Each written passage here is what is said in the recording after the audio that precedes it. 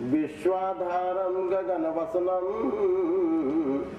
गौरवर्णं शुभांगं गौरीकान्तं वृषभनयनं योगिभिर्ध्यानगम्यं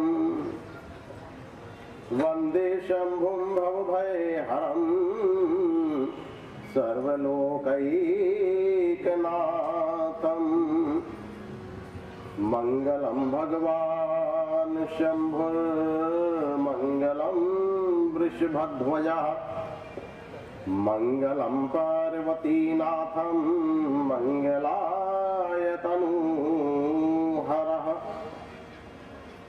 नारायणं नमस्कृत्य नरं चैव नरोत्तमं देवीं सरस्वतीं व्यासं ततो जयमुदीरयेत्। त्राहि मां कमलाकान्त त्राहि मां करुणानिधे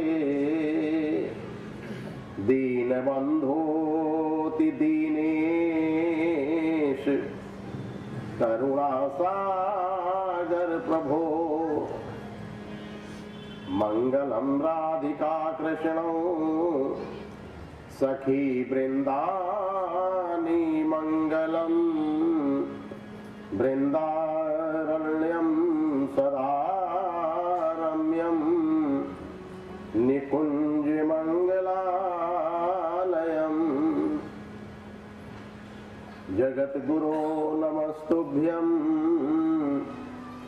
शिवाय शिवदाय च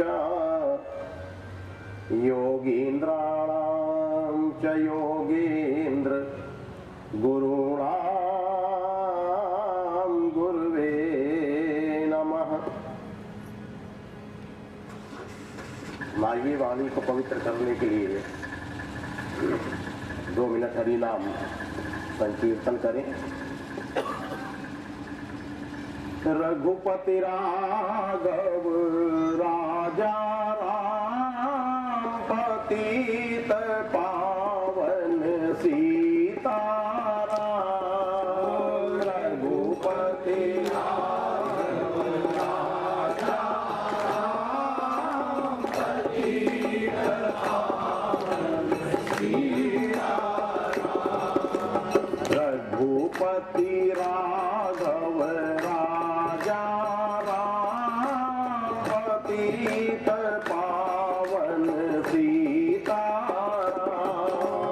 रघुपति राघव राजा राम पतित पावन सीताराम।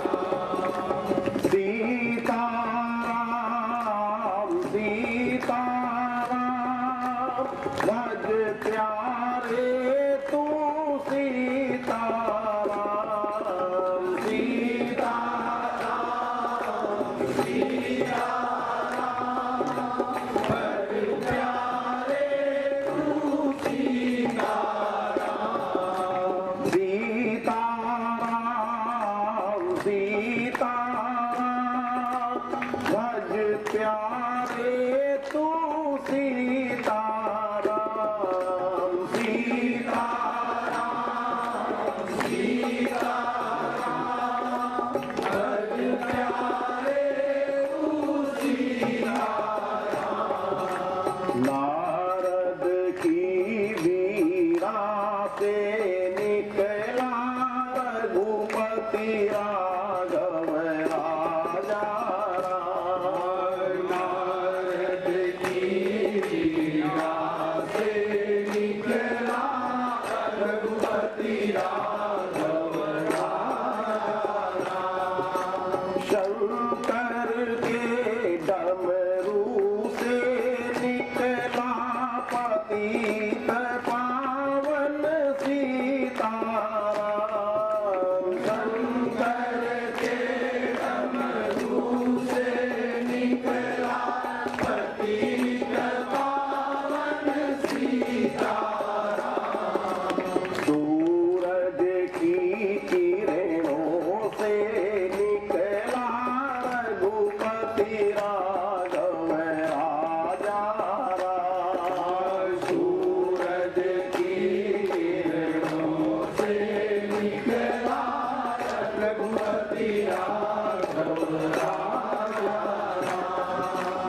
गंगा की लहरों से निकला पतित पावन सीताराम। गंगा की लहरों से निकला पतित पावन सीताराम। यमुना की धारा से निकला रघुपति राघव राजा राम। यमुना की धारा से निकला रघुपति राघव राजा राम। संतों की वाणी से निकला पतित पावन सीताराम। संतों की वाणी से निकला पतित पावन सीताराम। भक्तों के श्रीमुख से निकला रघुपति राघव राजा राम। भक्तों के श्रीमुख से निकला रघुपति राघव राजा राम। वेला राम। बोलो सियावर रामचंद्र भगवान की जय। पवन सुत हनुमान की जय। उमापति महादेव की जय। श्री कृष्णचंद्र भगवान की जय। बोलो वेद भगवान की जय। बोलो अम्बे मातु की जय। बोलो सद्गुरुदेव भगवान की जय। ओम नमः पार्वती पतये हर हर हर महादेव।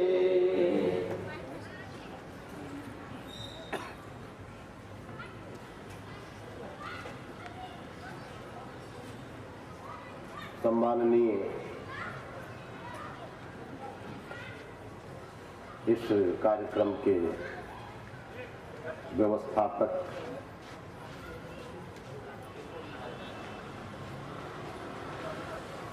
हमारे श्री दीक्षित जी, शर्मा जी, अन्य हरिहर सत्संग सेवा मंडल के समस्त समर्पित सक्रिय कार्यकर्ता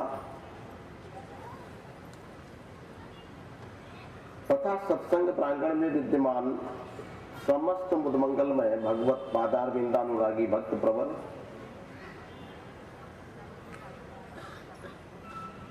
आइए कल के प्रसंग को आगे बढ़ाते हुए कुछ भगवत गुणानुवाद करते हैं।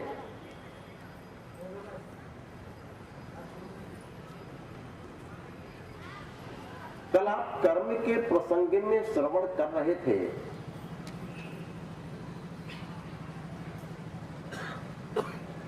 हम इस संसार में जो भी कर्म करते हैं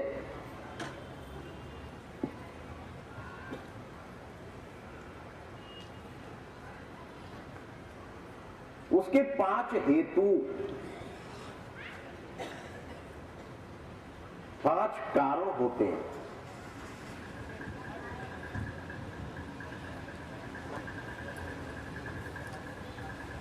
और भगवान श्री कृष्ण ने श्रीमद् भगवत गीता में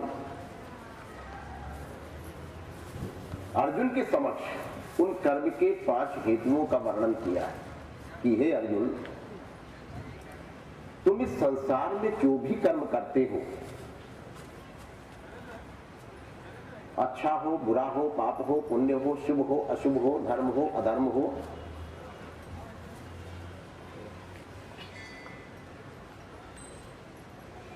उनके 5 हेतु होते हैं।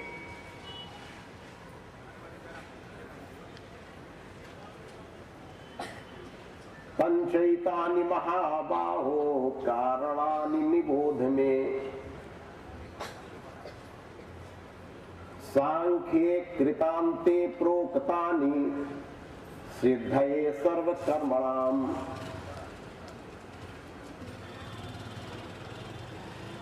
अधिष्ठानं तथा कर्ता करणं च पृथक् विधम् विविधाश्च पृथक् चेष्टा दैवं चैवात्र पंचमम्।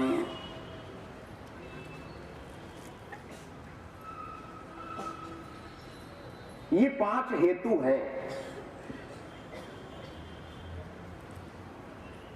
पहला है अधिष्ठान,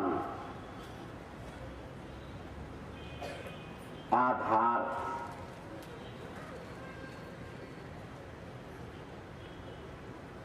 इस कर्म को ठहरने के लिए भी कोई आधार चाहिए। जैसे हमें बैठने के लिए कोई आधार चाहिए, कोई आसन चाहिए।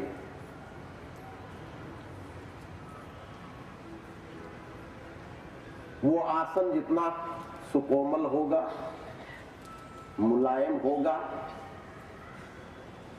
हम अधिक देर तक टिकाऊ बैठ सकेंगे। अगर वो आसन कड़ा होगा, टाइट होगा, चुभ रहा होगा, तो हमें जल्दी छोड़ना पड़ेगा।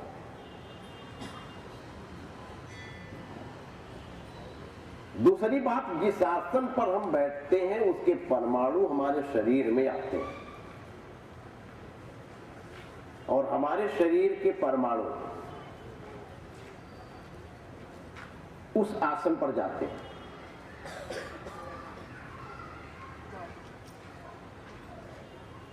एक सहस्र परमाणुओं का विनिमय होता है, 1000 परमाणुओं का आदान प्रदान होता है।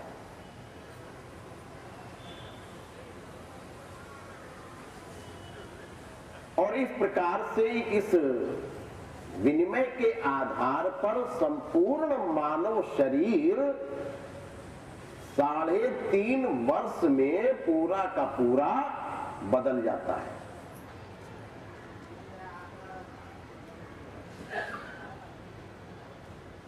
आधार का एक प्रभाव होता है, स्थान का एक प्रभाव होता है। मैंने संकेत दिया था, साधना के क्षेत्र में अगर 100% आप सफल होना चाहते हैं तो 6 चीजों को कभी मत बदलना।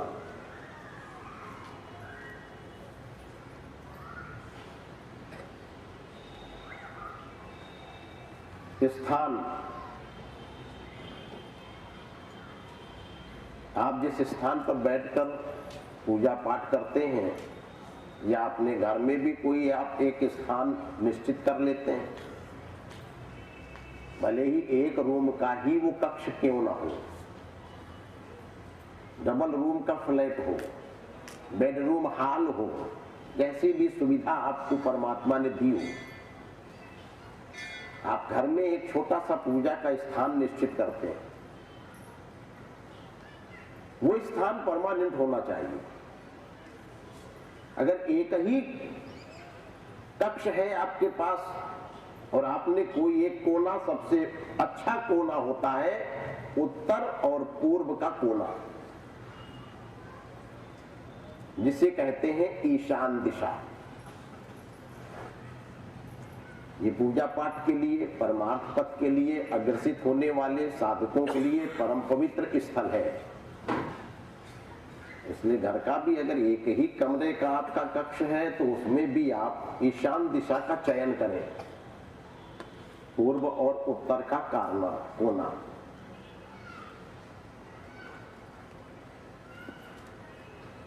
लेकिन वो फिर प्रतिदिन होना चाहिए। ऐसा ना हो कि आज इस कोने में बैठकर आपने माला जप लिया, परसों उस कोने में बैठ गए, नरसों उस कक्ष में चले गए, चौथे दिन उस कमरे में बैठ के पूजा कर लिए, आज पलंग पर ही बैठ के पूजा कर लिया, परसों फर्श पर बैठ के पूजा कर लिया। इसमें आप सफल नहीं होंगे। ये स्थान बदलना नहीं चाहिए। मैं 6 चीजें आपके सामने रख रहा हूं। ये 6 चीजें साधना के क्षेत्र में अपरिवर्तनीय है। पहला स्थान है, दूसरा है आसन।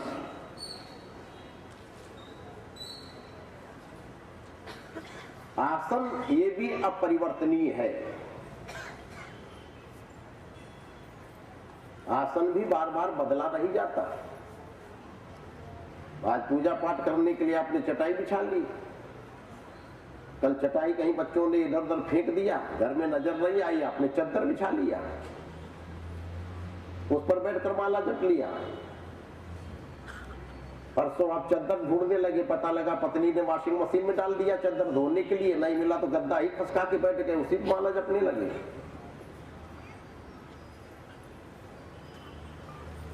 आप सफल नहीं होंगे। आसन ये बदलने वाली चीज नहीं है बार बार। एक आसन आप निश्चित कर लें, बाजारों में उपलब्ध है, कोई बहुत अधिक शुल्क अदा नहीं करना पड़ता इन आसनों के लिए। 40-50 रुपए में बहुत अच्छे से अच्छे वूलन के वूल के छोटे छोटे टुकड़े मिल जाते हैं। प्रतिदिन वही होना चाहिए। जब भी आप पूजा पाठ करें, माला जप करें, भजन करें, बस वो उठावें, उसको नीचे बिछा लें। अपना जो भी 10 मिनट, 15 मिनट, आधा घंटे, जो भी समय आप भगवान के नाम पर देते हो, माला जप करने में, पूजा पाठ में, जैसा भी आपको आता है, और संपूर्ण पूजन समाप्त करने के पश्चात उस आसन को आप घड़ी करो, आसन के नीचे की जमीन के चरण स्पर्श करो। ये बड़ा आवश्यक होता है, क्योंकि जो भी आप पूजा पाठ करते हो ना, आपके पास अनेक इस वायुमंडल में पवित्र और दूषित हर प्रकार की तृप्त और अतृप्त आत्माएं भटकती है। या आप इस रूप में मान लें कि आपको ये वैज्ञानिक युग है, इतनी टेक्निकल चीजें हमारे पास आ चुकी हैं, मोबाइल है, सैटेलाइट है, सेल फोन है, टीवी है, इंटरनेट है, कंप्यूटर है, करोड़ों अरबों की मात्रा में ये यंत्र इस समय प्रचलित है। कितने SMS, MMS, कितनी तस्वीरें, कितने फोटो आप मोबाइल से, इंटरनेट के द्वारा, कंप्यूटर पे कहां से कहां भेजते रहते हैं। इंडिया से अमेरिका, अमेरिका से रूस, रूस से जापान, और अरबों आदमी इन यंत्रों का प्रयोग कर रहा है। ये तस्वीरें, ये मैसेज कैसे जाते हैं आप लोग जानते हैं? हवा के द्वारा। जो भी तस्वीरें अमेरिका, इंग्लैंड भेजी जा रही है, करोड़ों अरबों की संख्या में हर पल भेजी जा रही हैं। और कभी आप आंख बंद करके अनुभव कीजिए, इस हवा के द्वारा जब तस्वीर अमेरिका जा रही होती है तो वो आपके शरीर को स्पर्श करके जा रही है। हजारों तस्वीरें इस वायुमंडल में आपके इर्द गिर्द घूम रही हैं। इनमें कुछ तस्वीरें ऐसी हैं जो पवित्र हैं, और कुछ तस्वीरें ऐसी हैं जो शैतानों की हैं।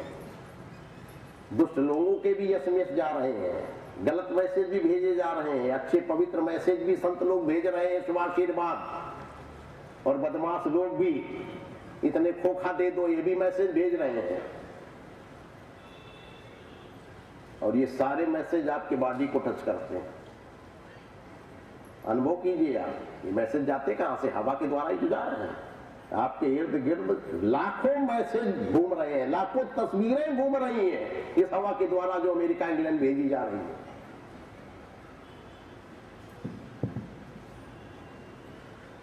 आज जब हम पूजा पाठ करते हैं तो तृप्त अतृप्त अनेक आत्माएं हमारे इर्द गिर्द खड़ी हो जाती हैं। बल्कि हमारे शास्त्रों में तो यहां तक लिखा हुआ है कि हमारे आसन के नीचे का पुण्य फल लेने के लिए, ताकि मैं शाश्वत स्वर्ग का सिंहासन पर जमा रहूं, ये देवराज इंद्र भी खड़े रहते हैं जब आप पूजा पाठ करते हैं। इस आसन के नीचे का फल देवराज इंद्र ले जाते हैं। आपने जो ही अपना आसन उठाया, घड़ी किया, देवराज इंद्र ने तत्काल आपका 15 मिनट, 20 मिनट, आधा घंटा जो भी पूजा का फल है वो लिया और लेकर उड़ गए। आप समझ ही नहीं पाए, आपकी सारी मेहनत जीवन भर बेकार चली गई। आप पूजा पाठ करते हैं, फल तो ले गया वो।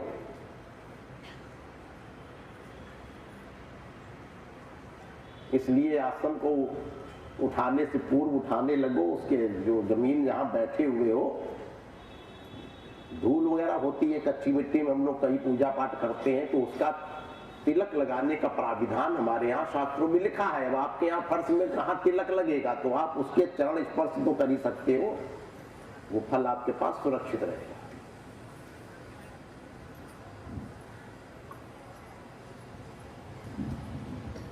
पहला हो गया स्थान अपरिवर्तनीय, दूसरा हो गया आसन,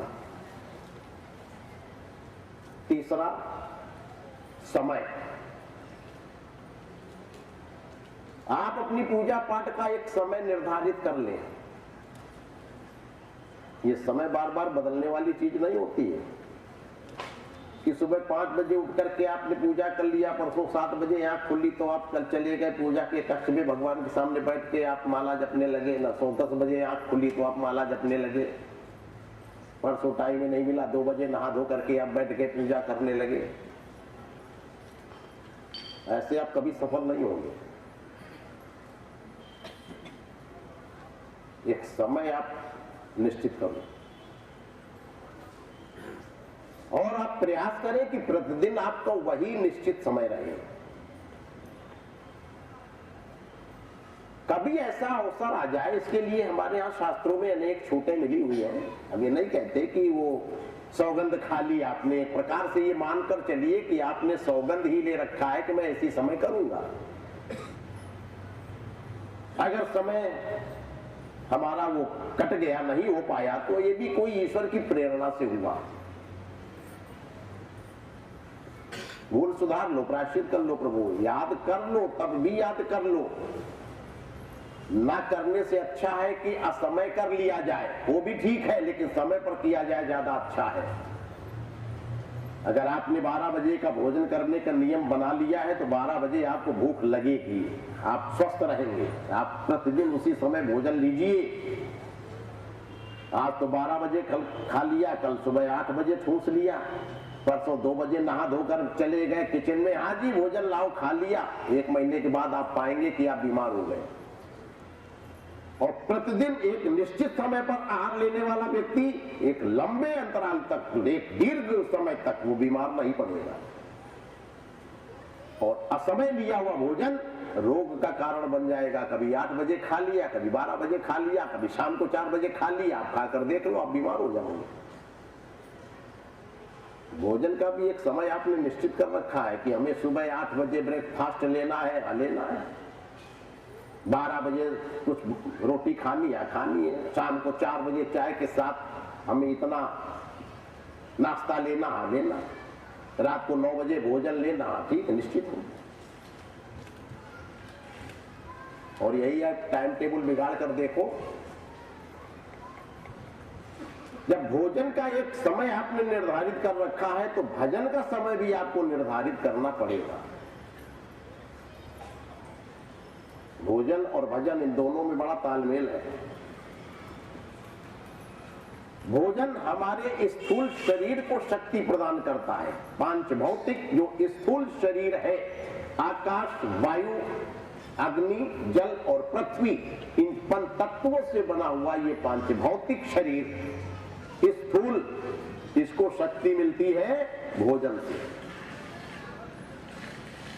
इस स्थूल शरीर से पृथक एक सूक्ष्म शरीर भी हमारे इसके अंदर विद्यमान है, जो 17 तत्वों से निर्मित है। एक सूक्ष्म शरीर है, 5 कर्मेंद्रिय, 5 ज्ञानेंद्रिय, 5 प्राण, मन और बुद्धि। ये 17 तत्व होते हैं सूक्ष्म शरीर में, जो इस स्थूल से परे होता है। स्थूल के बिना सूक्ष्म कुछ नहीं कर पाता, वो यूं ही भटकता है, और सूक्ष्म के बिना स्थूल मृत हो जाता है, उसे हम चिता में दग्ध कर देते हैं। इन दोनों का तालमेल है, सूक्ष्म का स्थूल के साथ। ना स्थूल के बिना सूक्ष्म कुछ कर पाएगा, और जब स्थूल छूट जाएगा तो सूक्ष्म भूत प्रेत की योनियों में भटकता है, वो भी कुछ नहीं कर पाता, बेकार हो गया, शरीर ही नहीं उसके साथ। ये स्थूल और सूक्ष्म दोनों मिलते हैं तभी हम कुछ कर सकने की क्षमता रखते हैं। स्थूल शरीर को शक्ति देने के लिए आपने भोजन तो कर लिया, 4 बार आहार ले लिया, ठूस ठूस कर दबा लिया, लेकिन इससे परे जो 17 तत्वों वाला सूक्ष्म शरीर है वो आपका कमजोर होता जा रहा है, जिसे आप विल पावर कहते हो, वो आपका कमजोर हो गया, आत्मबल कमजोर होता जा रहा है। क्यों? क्योंकि उसकी खुराक, उसकी डाइट आप नहीं दे पा रहे। आप जानना चाहते हो सूक्ष्म शरीर की खुराक क्या है? सूक्ष्म शरीर की खुराक है भजन और स्थूल शरीर की खुराक है भोजन। भोजन से स्थूल शरीर पावरफुल होता है और भजन से सूक्ष्म शरीर शक्तिशाली होता है। इसलिए जब आप भजन करोगे तो आपका जो सूक्ष्म शरीर है वो शक्तिशाली होगा, आपका विल पावर स्ट्रांग होगा, आपकी सोचने की क्षमता मजबूत होगी, आपका निर्णय ताकतवर होगा। इसलिए आप स्थूल को तो शक्ति देने के लिए 2-2, 3-3 बार आहार लेते हो और सूक्ष्म शरीर को तक शक्ति देने के लिए भजन 1 बार भी नहीं करते हो। अगर 3 बार आप भोजन करते हो तो नियमतः 3 बार भजन भी करना चाहिए आपको। लेकिन भोजन तो 3-3 बार लेते हो, भजन 1 बार भी हो जाए तो बहुत बड़ी चीज है, वो फॉर्मेलिटी है आपके लिए, वरना आपका सूक्ष्म शरीर कमजोर हो जाएगा।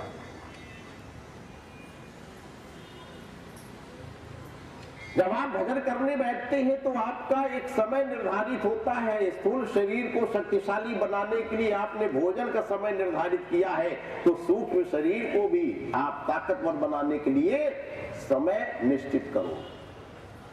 इसीलिए हमारे यहाँ महापुरुषों ने, वेदों ने, शास्त्रों ने, पुराणों में त्रिकाल संध्या का प्राविधान किया है। सूर्योदय काल की, सूर्यास्त काल की और मध्याह्न, ये त्रिकाल संध्या है। यानी 3 बार भोजन का अगर प्राविधान है तो 3 बार भजन का भी हमारे यहाँ नियम है। इसका एक समय है।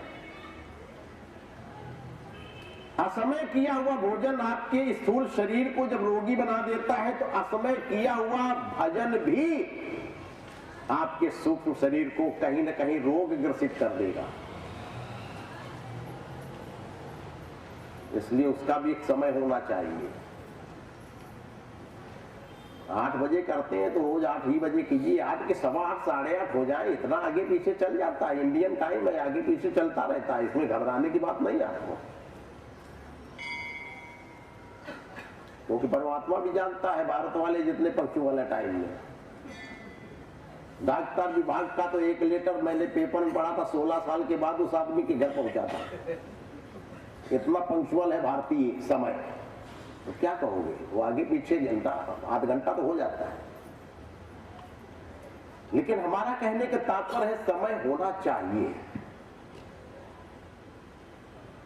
जब एक ही समय आप महीने भर तक लगातार चलाते रहेंगे तो परमात्मा अपनी डायरी में वो समय नोट करेगा कि अमुक व्यक्ति सुबह 8 बजे रोज हमारा स्मरण करता है, तो आपकी पूजा पाठ को स्वीकार करने के लिए परमात्मा को वहां उपस्थित रहना होता है।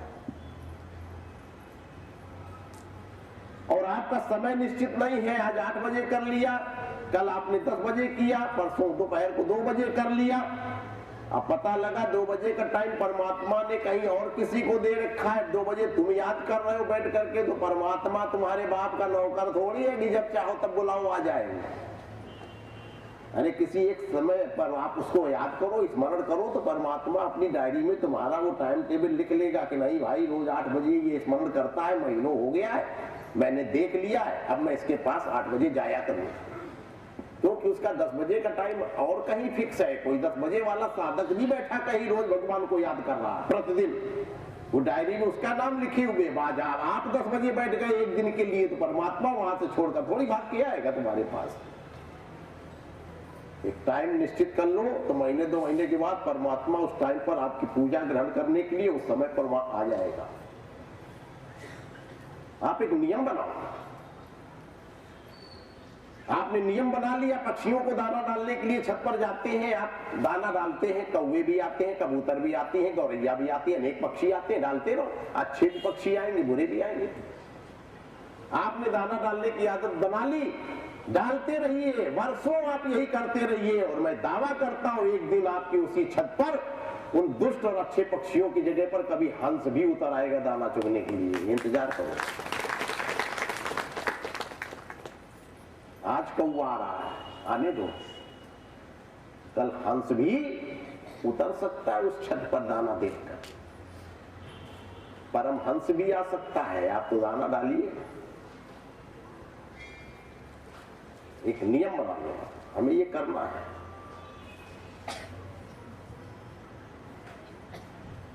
स्थान, आसन, समय,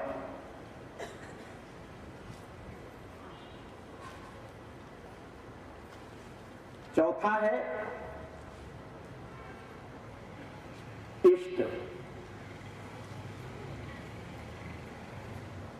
आपका जो भी इष्ट हो, श्री राम जी हो, श्री कृष्ण जी हो, देवी दुर्गा हो, भगवान शिव जी हो, श्री गणेश जी हो, श्री विष्णु जी हो, श्री लक्ष्मी जी हो, जो भी हो,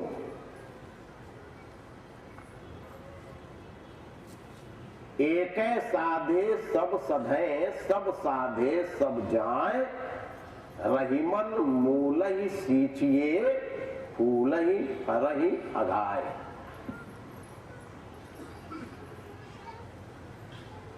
इष्ट आपका एक होना चाहिए, उसका आप चुनाव करो।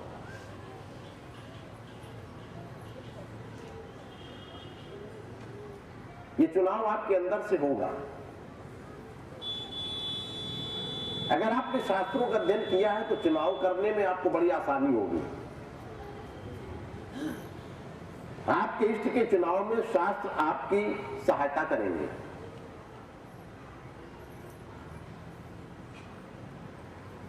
मैंने आपको अभी अभी बताया कि ये शरीर पंच महाभूतों से, पंच तत्वों से निर्मित है।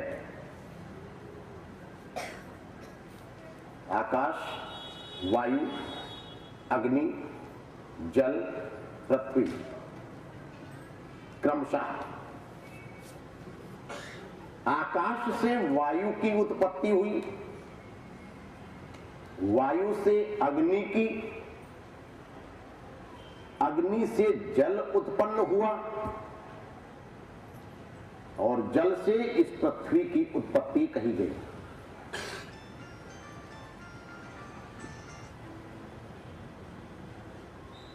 आकाश के पास एक गुण है, शब्द।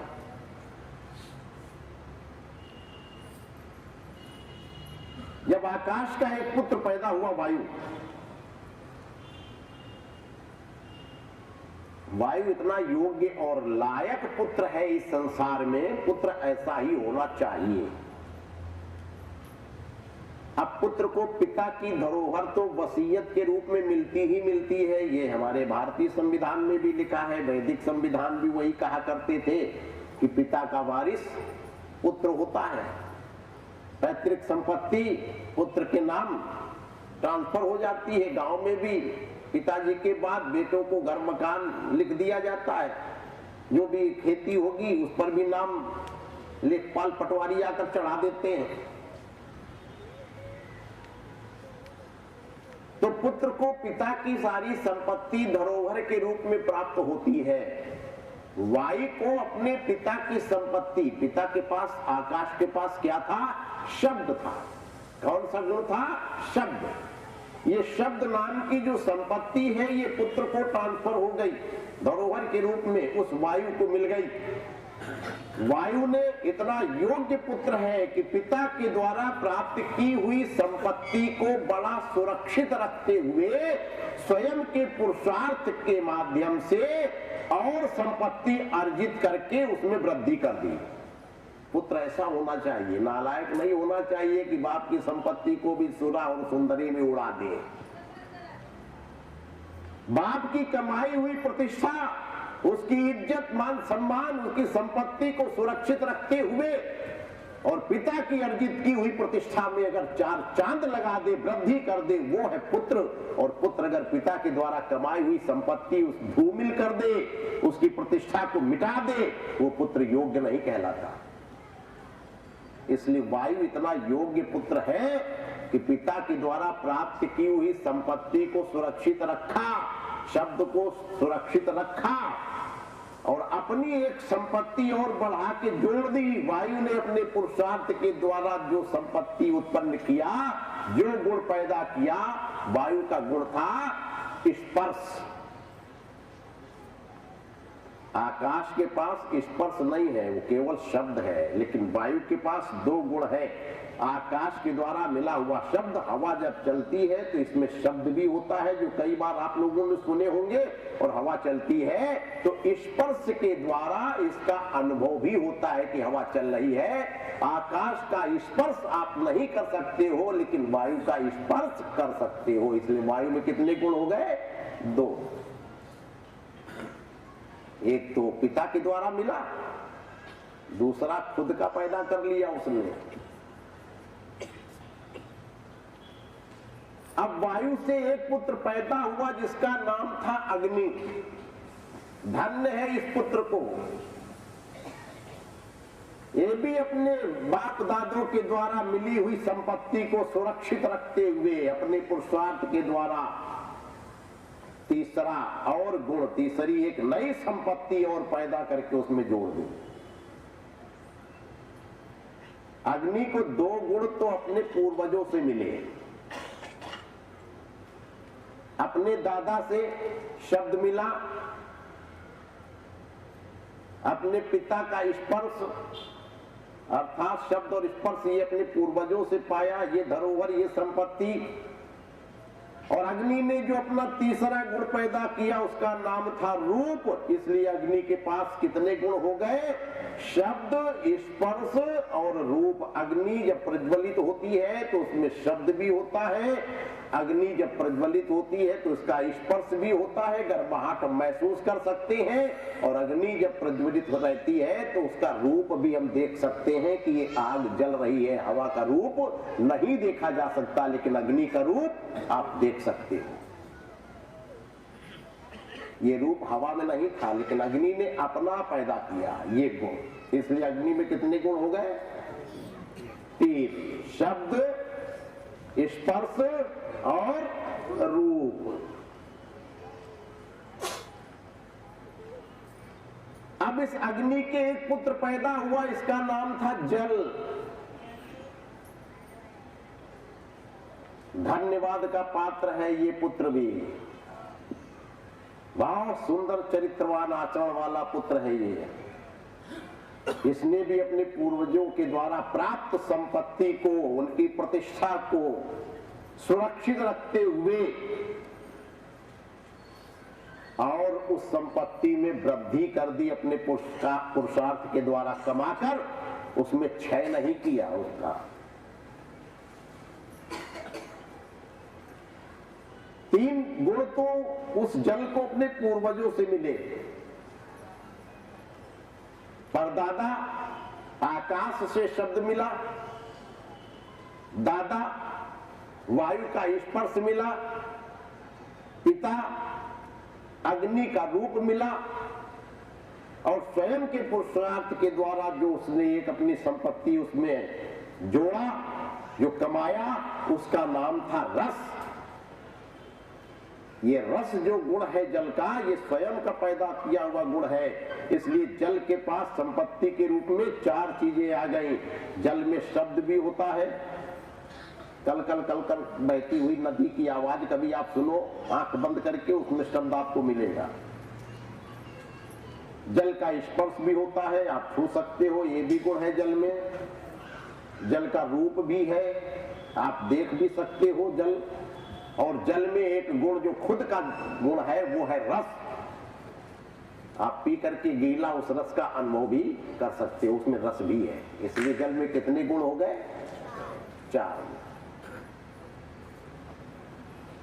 अब भगवान की दया से जल के कोई पुत्र नहीं पैदा हुआ, एक पुत्री पैदा हुई। उस पुत्री का नाम था पृथ्वी देवी।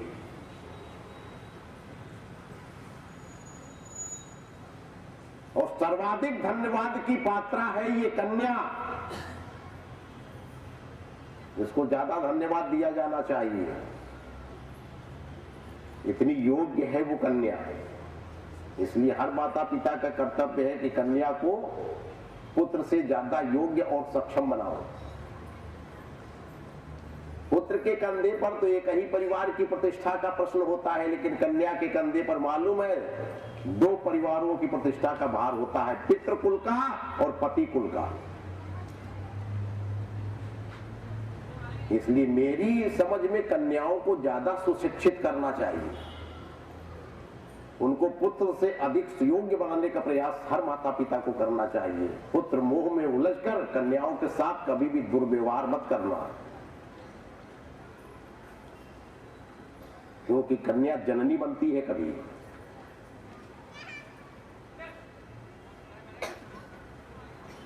इसलिए कन्या बहुत ही सुशिक्षित हो, सुयोग्य हो। ये पृथ्वी देवी इतनी सुंदर है, इतनी सुयोग्य है, इतनी सुशिक्षित है कि अपने पूर्वजों के द्वारा मिली हुई संपत्ति को आंच नहीं आने दी। उनकी प्रतिष्ठा, उनकी संपत्ति ज्यों का त्यों सुरक्षित रखते हुए इस कन्या ने स्वयं का गुण अपना पुरुषार्थ करके पैदा किया। उस गुण का नाम था गंध।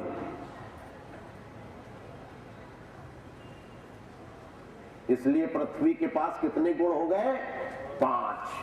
शब्द, स्पर्श, रूप, रस, गंध। जल में गंध नहीं होती, लेकिन आप मिट्टी को उठाकर सूंघो, इसमें गंध मिलेगी। ये जितने भी फूलों में आप सुगंध पाते हो ना, गुलाब में, बेला में, चंपा में, चमेली में, जो आप खुशबू लेते हो ना फूलों की, ये खुशबू कहां से आती है आप जानते हो? धरती से। ये गंध जो फूल है ये धरती से खींचता है, क्योंकि ये गुण धरती का है। धरती में गंध है ऑलरेडी। वो उस गुलाब के फूल में, चंपा के फूल में, बेला के फूल में, चमेली के फूल में चला गया। ये गंध किसका गुण है? पृथ्वी का।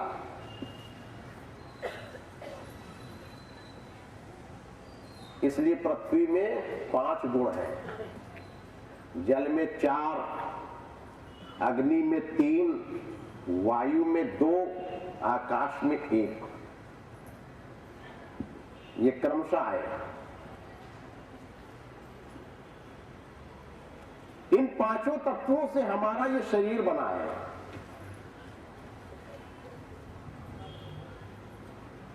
भगवान श्री राम ने कहा था श्री रामचरितमानस में तारा से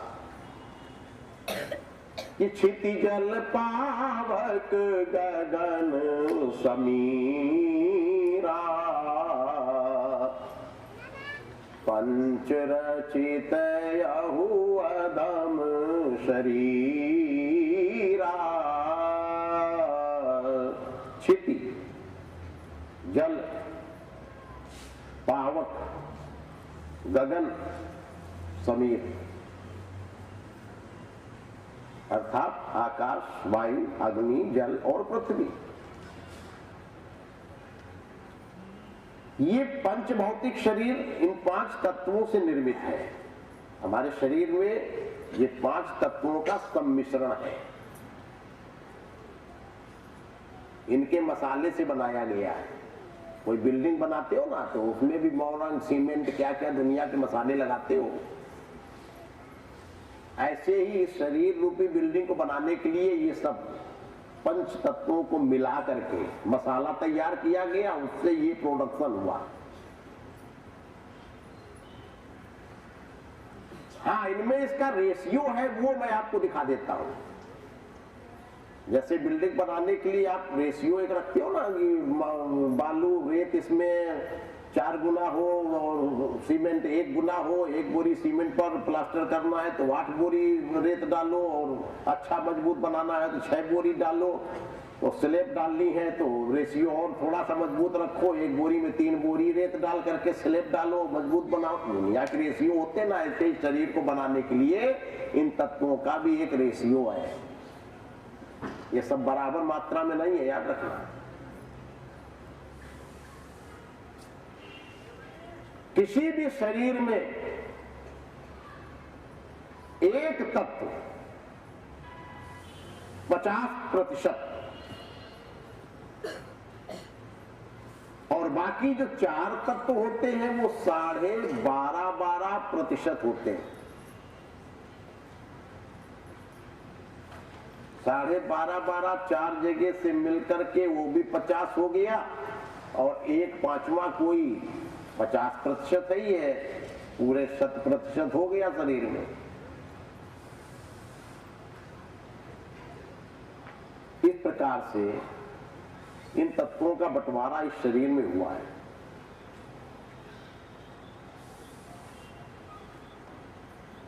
जैसे 5 व्यक्ति खड़े हो और पांचों के पास उनकी मनपसंद मिठाइयां हैं। एक ही मिष्ठान हर व्यक्ति को पसंद हो ये कोई आवश्यक नहीं है। भले ही उसमें शक्कर सब में है, वो एक कॉमन चीज है, लेकिन हर व्यक्ति की एक पसंद होती है।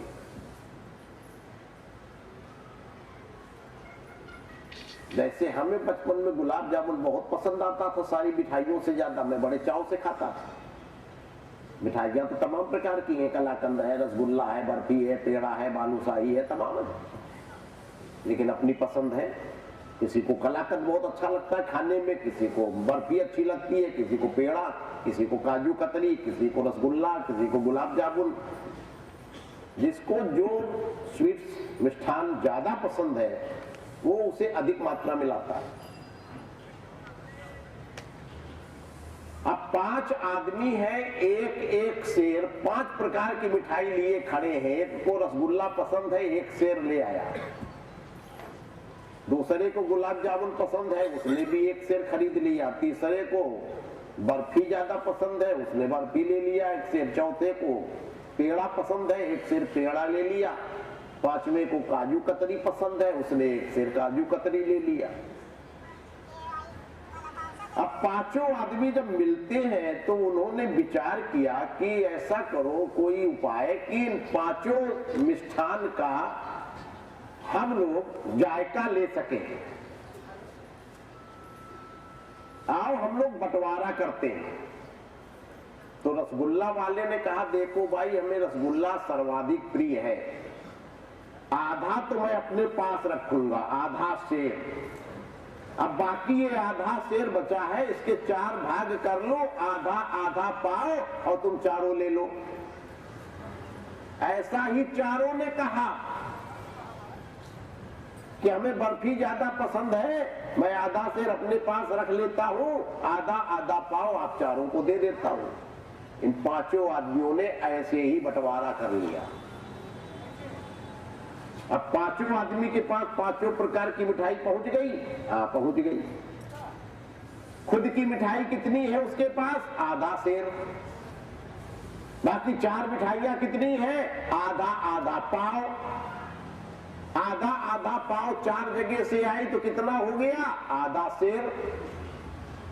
ये भी आधा सेर है, पहले का आधा सेर था ही उसके पास, मिलाकर 1 सेर मिठाई वो बाजार से लेके आया था। अब भी 1 ही सेर मिठाई उसके पास है। क्वांटिटी सेम है लेकिन क्वालिटी बदल गई। 5 आइटम आ गए उसके पास, लेकिन खुद की आधा सेर है और 4 मिठाइयां आधा आधा पाव। इसी प्रकार से शरीर में इन तत्वों का जो विभाजन किया गया है, बंटवारा किया गया है, ठीक यही सिद्धांत के आधार पर ये तत्व बांटे गए।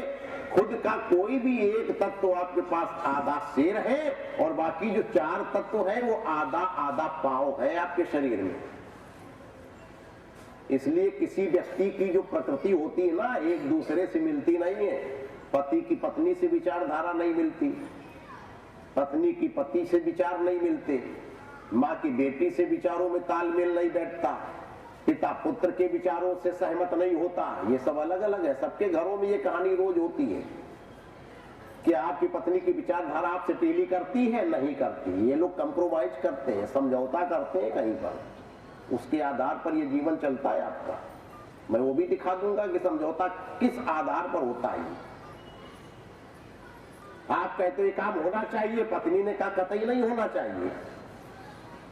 अब लड़ाई होनी है तो लड़ाई लड़ो, या तो फिर समझौता करो, कोई एक आदमी ढीले पड़ जाओ। और यही समझौता करके आप इतना लंबा जीवन पति पत्नी एक ही छत के नीचे गुजार देते हो, वरना विचारधारा एक दूसरे से बिल्कुल विपरीत होती है, लेकिन फिर भी 70-80 साल 90 साल का जीवन गुजार लेते हो पति पत्नी एक साथ। क्यों? समझौते के आधार पर। हर व्यक्ति के शरीर में अलग है। अगर पत्नी के शरीर में पृथ्वी तत्व आधा शेर है तो बाकी आकाश वायु जल अग्नि जो है वो आधा आधा पाव है। पता लगा शरीर पति का जो है उसके आधा शेर आकाश तत्व है तो बाकी 4 तत्व आधा आधा पाव है। बस ये आधा पाव पर कंप्रोमाइज होता है। जो आधा शेर पृथ्वी तत्व पत्नी के पास है वही पृथ्वी तत्व पति के पास है अवश्य, लेकिन वो आधा पाव है। और जो आधा शेर आकाश तत्व पति के अंदर है वो पत्नी में भी है, लेकिन वो आकाश तत्व उसके शरीर में आधा पाव है। उस आधा पाव को इस आधा पाव को मिलाकर समझौता कर लेते, चलता है गाड़ी। हमारे यहाँ सनातन धर्म में पंचदेव उपासना को प्रधानता दी गई। आपने कई बार नाम सुने होंगे, पंचोपासना, पंचदेवोपासना। 5 देव प्रधान हमारे यहाँ माने गए। शिव की आराधना करने वाले शैव कहलाते हैं, शैव। विष्णु जी के उपासक वैष्णव, शक्ति की पूजा करने वाले शाक्त, सूर्योपासक जो सूर्य की आराधना करते हैं उन्हें कहते हैं सौर्य। और श्री गणेश जी को मानने वाले गाणपत्य। ये है पंचदेव, शिव, विष्णु, गणेश, शक्ति, सूर्य। ये पंचदेव हैं। फिर अवतार भेद से आगे हैं। राम जी को मानने वाले, गणेश कृष्ण जी को मानने वाले, ये सब वैष्णव की परंपरा में आ गए। या कोई महालक्ष्मी को मानता है, देवी दुर्गा को मानता है, कोई गायत्री को मानता है, कोई सरस्वती को मानता है। ये सब शाक्त हो गए, यानी शक्ति के आराधक, शक्ति के पूजक। अवतार बात अलग है, लेकिन प्रधान ये पंचदेव उपासना है। अब मैं आपको ये दिखलाना चाहता हूं, हमारे शरीर में जो 5 तत्व हैं, इन 5 तत्वों का एक एक प्रधान देवता होता है। यही है पंचदेव। जो एक एक तत्व के अधिपति देव हैं। पृथ्वी तत्व के अधिपति भगवान शिव हैं। आकाश तत्व के अधिपति भगवान विष्णु हैं। जल तत्व के अधिपति श्री गणेश जी। वायु तत्व की अधिपति श्री शक्ति देवी भगवती दुर्गा। और अग्नि तत्व के अधिपति भगवान सूर्य। ये 5 तत्वों के 5 अधिपति देव होते हैं। पृथ्वी तत्व के शिव, आकाश तत्व के विष्णु, जल तत्व के गणेश जी, वायु तत्व की शक्ति और अग्नि तत्व के सूर्य। अब हमारे शरीर में किस तत्व की प्रधानता अधिक है, आप मूल्यांकन करो, देखो, आप अपना इष्ट स्वयं पहचान लोगे। आपका इष्ट कौन होना चाहिए? बहुत सुंदर शास्त्रों में उल्लेख है हमारे, आप पढ़िए इन शास्त्रों को और अपने इष्ट को स्वयं पहचानो। इसलिए हमने कहा कि इष्ट एक ही होना चाहिए, बदलना नहीं चाहिए। मानो, सबको मानो। मैं शैव हूं, शिव का आराधक हूं, शिव मंत्र की दीक्षा हमें मिली हुई है, लेकिन मैं राम जी की कथा कर रहा हूं बैठे, क्या हमें इनसे राम जी से विरोध है कि कृष्ण जी से है? मैं देवी भागवत की कथा करता हूँ, श्रीमद् भागवत भी बोलता हूँ, मैं विष्णु पुराण पर भी बोलता हूँ, मैं नवरात्रि में व्रत रहता हूँ, भगवती देवी दुर्गा को भी प्रणाम करता हूँ, उनके मंदिर में जाता हूँ।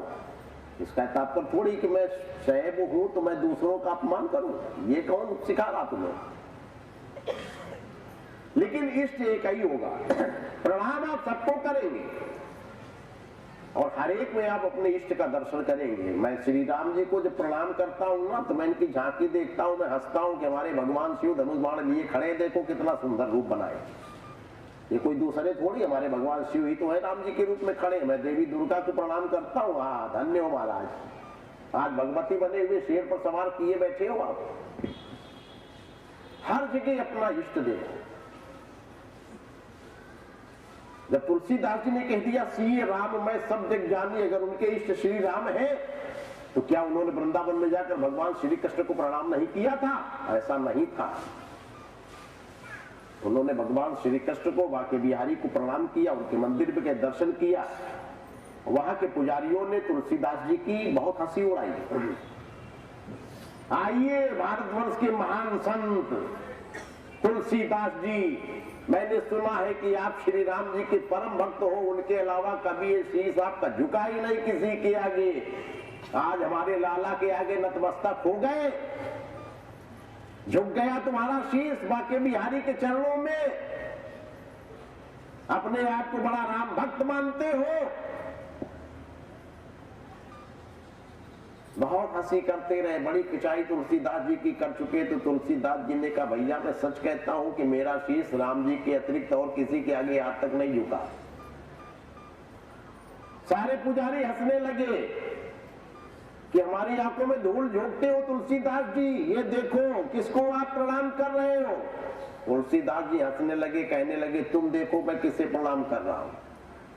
सारे पुजारियों ने पलट कर देखा तो वहां बांके बिहारी थे ही नहीं, भगवान श्री राम धनुष बाण लिए खड़े थे। कित मुरली कित चंद्रिका कित गोपियन के साथ अपने जन के कारण श्री कृष्ण भये रघुनाथ। यद्यपि इन्होंने भगवान श्री कृष्ण को राम रूप में ही प्रणाम किया था, लेकिन उन पुजारियों का दोष दृष्टि है, उनको कैसे दूर करें?